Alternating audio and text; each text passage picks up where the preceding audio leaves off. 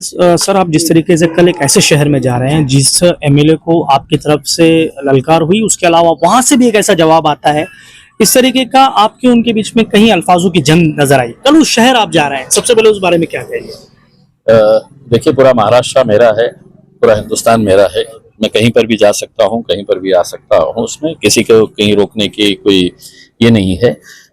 देखिए, संजय गायकवाड़ साहब के ताल्लुक से जो स्टेटमेंट, स्वाभाविक है, अगर किसी इंसान के सीने में दिल है और अगर वो मंजर देख रहा होता है कि किसी गरीब आदमी को जिस तरीके से उन्होंने मारे, तो मुझे भी वो देखकर गुस्सा आया था और उसके अंदर मैंने ये बात कही थी। मेरा ज़ाती तौर के ऊपर तो उनके साथ कोई ये नहीं है, लेकिन सुना है कि कुछ सोशल मीडिया के ऊपर बच्चे चला रहे हैं।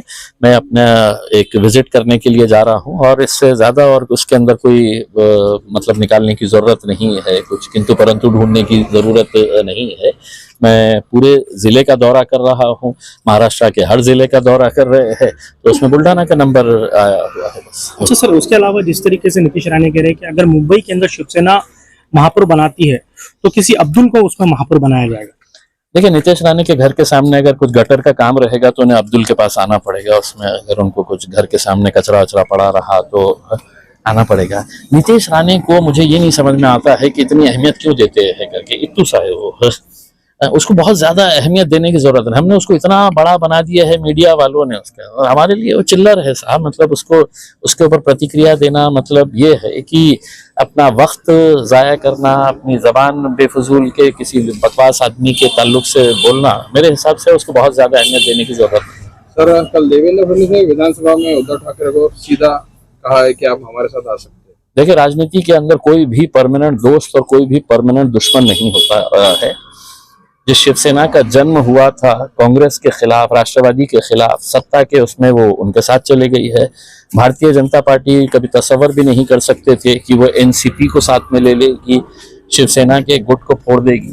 तो राजनीति के अंदर कुर्सी की लड़ाई होती है, तो हो सकता है आने वाले दिनों के अंदर कुछ ना कुछ उथल पुथल तो होगे ही, क्योंकि जिस तरीके से श्री एकनाथ शिंदे साहब के जितने भी आमदार है, एमएलएज है, जो अपने पद का दुरुपयोग करते हुए भ्रष्टाचार का एक नंगा नाच जो महाराष्ट्र के अंदर हो रहा है, उससे यकीनन देवेंद्र फडणवीस की भी प्रतिमा के ऊपर कई सवाल उठाए जा रहे हैं। तो हो सकता है कि अब उनका पीरियड खत्म हो रहा होगा, नए गिराक की तलाश में होंगे, तो वो उद्धव ठाकरे साहब को ढूंढ रहे होंगे कि आते क्या करके। कल विधानसभा में टिप्पणी और आज आधा घंटा मुख्यमंत्री उद्धव ठाकरे और आदित्य ठाकरे के साथ एंटी चेंबर में थे। मैं वही तो बताया हूँ ना कि बंद कमरे के अंदर क्या क्या गुफ्तगू हुई होंगी कि कब लात मारा जाए और कब किसको अंदर लिया जाए करके। उसमें तो राजनीति के अंदर ये सब चीजें चलते रहती है। हमें तो देखने का है, हम ये खेल देखते रहते हैं और एंजॉय करते रहते हैं कि कोई यहाँ कोई वहाँ, कब कहाँ पे चला जाएगा किसी को पता ही नहीं है उसमें। अब यही राजनीति आजकल चल रही है और लोगों को भी अब ये एक्सेप्ट कर लेना चाहिए कि आज कोई यहाँ पर है तो दूसरे दिन कहाँ पे रहेगा करके। अच्छा सर, आपके पार्टी के एक्स एमएलए जो है वो भी राष्ट्रवादी में चले गए हैं और बिहार में देखा गया कि रनिंग 5 एमएलए चले गए थे।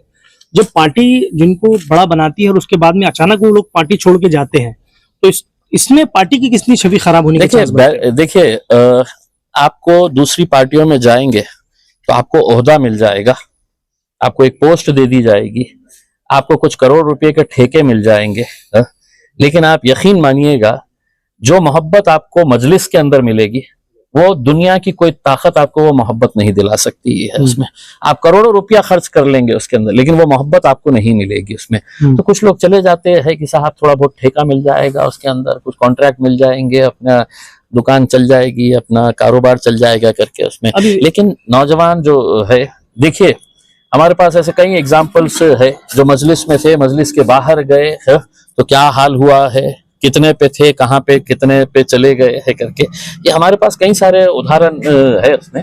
तो जाती अगर मफाद अगर किसी का रहा तो जाए बाहर, हमारे को कोई लेना देना नहीं है इसके ऊपर। एक जाता है तो 200 लोग आते हैं हमारे पास अल्हम्दुलिल्लाह। आज आपने एक ट्वीट किया है निधि को लेकर, अभी मीटिंग हो रही है शहर में, अतिक्रमण की और रोड वाइंडिंग की कार्रवाई जोर से चालू है, लेकिन महानगर पालिका के पास निधि उपलब्ध नहीं है। देखिए, मैं बार बार यही कह रहा हूँ कि ऐसी क्या जल्दबाजी थी, कौन सा ऐसा आसमान टूट पड़ रहा था कि जहां पर महानगर पालिका इस तरीके से बुलडोजर का एक पूरा काफिला लेके जाके धड़ाधड़ है तो कारोबार खत्म किया जा रहा है, घरों को उद्ध्वस्त किया जा रहा है, ऐसी क्या जल्दबाजी थी? हमने तो ये साफ कहा था कि कम से कम बरसात के ये 3-4 महीने अगर इंतजार कर लेते।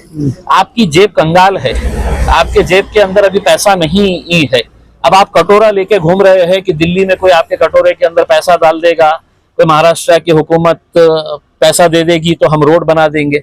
तो जब आपको रोड बनाने का पैसा ही नहीं है तो इतने उतावले क्यों हो रहे थे आप ये घरों को तोड़ने के लिए? पहले पैसा जमा करना था, फिर उसके बाद कार्रवाई करना था। अब अगर बरसात के मौसम के अंदर आपने तोड़ दिए है तो अब आपकी जिम्मेदारी है, आप ये बताइएगा कि रोड का काम कब से शुरू करने वाले हैं करके। आपको ये पता ही नहीं है कि साहब कौन देने वाला है आपको पैसा। अब आप कटोरा लेके घूम रहे हैं कि NHAI वाले दे डालेंगे, क्या PWD दे देंगे, क्या DPDC के अंदर से फंड आ जाएगा, क्या महानगर पालिका दे देंगी, क्या अर्बन डेवलपमेंट डिपार्टमेंट दे देगा, या सेंट्रल गवर्नमेंट दे देगा। किसी ने ये नहीं बोला है कि हम देने वाले हैं करके उसमें। तो इतने सारे लोगों को बेघर, उनके रातों की नींद हराम करने का क्या वजह थी, हमको आज तक इसका जवाब नहीं मिल पाया है। और हम बोल रहे हैं वो गुंगे मुक्के नेता कहाँ चले गए हैं जिनको आवाम ने चुनकर भेजा है करके? वो लोग क्यों अपनी जबान नहीं खोल रहे हैं?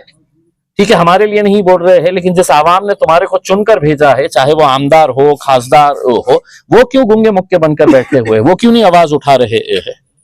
अच्छा सर, अभी जो है बीजेपी के एक सांसद है वो राज ठाकरे के लिए बोलते हैं कि अगर वो यहाँ पर इस तरीके के उपयोग करें तो पटक पटक के मारा जाएगा, और उनके जवाब में राज ठाकरे कहते हैं कि अगर तुम मुंबई आए तो मैं तुमको डुबा डुबा के मारूंगा। अपन कुर्सी लगा के बैठना और देखना कि कौन कैसे को पटक पटक के मार रहा, दूसरे को ऐसा धो धो के मार रहा। अपन ने एंजॉय करना चाहिए ये सब चीजें जो है ना उसमें, बल्कि अपन ने चीयर करना उसमें, और जोर से पटको, और जोर से डुबाओ, गिराओ, मराओ, जो कर सकते हैं करो। अपन एंजॉय करिएगा इसके अंदर। ये जो मंजर है ना उसमें, अपने को क्या है, आपस में लड़िए, आप जितना लड़ सकते हैं लड़िएगा उसमें। हमारा क्या लेना देना उसके अंदर? कोई पटक के मारो, डुबा के मारो, गिराओ, पड़ाओ, जो करना है करिए। नीतीश राणे राज ठाकरे से कह रहे हैं कि अगर बंद करना है, स्कूल क्यों बंद करते हो, मदरसे बंद करो, वहां पर जो है शरीयत की बात। तू कर लेना छोटे, तू कहीं को दूसरों को बोल रहा है, तू करना, तू खुद क्यों नहीं कर रहा है? तू कर ले उसमें। देखो, नीतीश राणे के ताल्लुक से मैं सिर्फ इतना ही बताता हूँ, मेरे सदर बैरिस्टर असदुद्दीन अवैसी साहब की पैजामा उसके हाइट से बड़ा है। अब इतने छोटे छोटे चिंगे पिंगे कोई भी आता है मीडिया के सामने बोल देता है और चले जाता है। तुझ में हिम्मत है तो तू जाके बंद कर दे। ठीक है।